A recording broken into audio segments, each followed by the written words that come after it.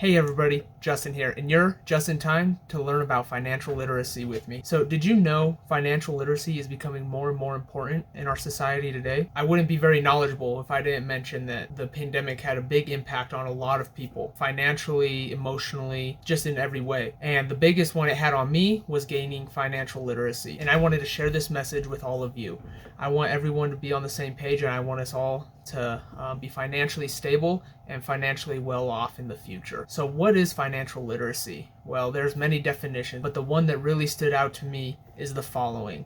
Personal finance describes the principles and methods that individuals use to acquire and manage income and assets. Financial literacy is the ability to use knowledge and skills to manage one's financial resources effectively for lifetime financial security. Financial literacy is not an absolute state. It is a continuum of abilities that is subject to variables such as age, family, culture, and residence. Financial literacy refers to an evolving state of competency that enables each individual to respond effectively to ever-changing personal and economic circumstances. The best point I can say is everybody's financial situation is different. Everyone is living in a different circumstance. It needs to tailor to what you need. So one of the biggest things about just learning all about the different methods of investments and what to do, one of the biggest key takeaways is we can always learn. Also, one of the biggest things that we want to make sure that we're doing is applying what we learned, but to our own situation. So debt can be one of the biggest hindrances on our financial situation. It can weigh us down. It can make monthly payments hard. It can make everybody live paycheck to paycheck. That's one of the big growing concerns, especially among millennials, is living paycheck to paycheck. But that debt that weighs us down, one thing that we need to do is be aware. According to this article by CNBC, student loan debt is making buying a home extremely difficult. That's one of the biggest things in a lot of people's lives is trying to buy a home, whether it's our first home or we want to buy multiple homes to invest in for some real estate so we can have some passive income. So in the study, in the article, millennials were the most likely, 60%, to say their student debt was making them put off home ownership. And more than a third of baby boomers said the same thing. Student loan debt is one of the biggest debts that we face in our society today. It's just been growing and growing. Millennials are having a struggle getting homes because that student loan debt is really weighing them down. Student loan debt in the U.S. has surpassed $1.7 trillion. It burdens Americans more than credit card and auto debt. Now, credit card debt, we can do a whole nother series on credit card debt.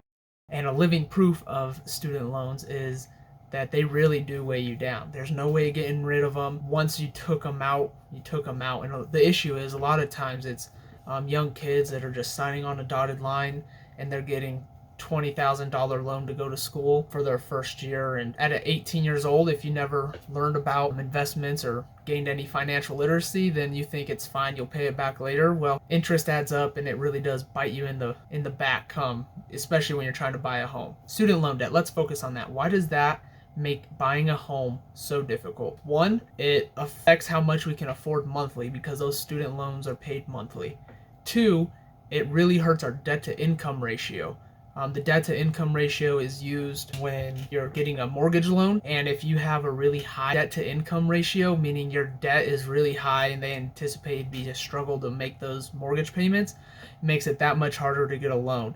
And thirdly, if you miss a payment or several payments on those student loans, it's going to really increase your interest rates and just your ability in general to get a mortgage. So even further down in this article, a few things that they mentioned. You can still get a mortgage loan even with your student debt hanging in the balance. They mention different ways of doing this, such as changing to an income-based payment plan for your loans. Beware, doing this will result in a financial dirt moment.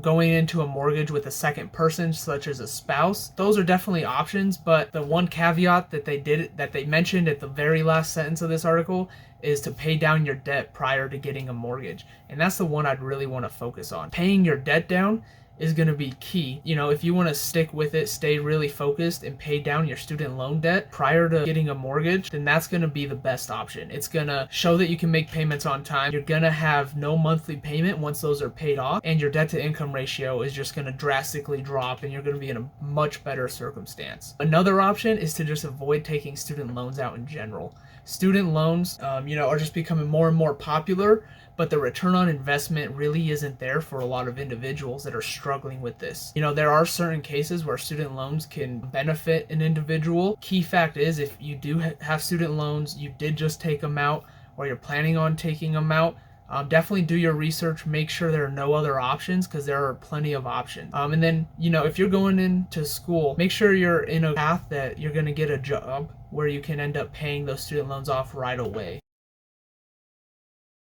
Avoid them at all costs, because from personal experience, they really do make things hard. My financial literacy journey really took roots in during this pandemic. My financial situation, I thought I was doing okay, but it turns out I was just like every other Joe, and those student loans really did come back to bite me in the butt, just looking at how hard it was to get a mortgage. Now, with the competitiveness out in the market, it's extremely hard to get a mortgage, especially if your debt to income ratio is messed up. You can't even afford a home anymore because prices have gone up, but your student loan payment has kind of stagnated your growth in the financial situation. Instead of student loans, we need to focus on different investment strategies. I'll make videos in the future talking about those and different investment strategies that I like, that I want to approach. More importantly, make sure you like and subscribe. Get on board and let's learn together and continue to grow.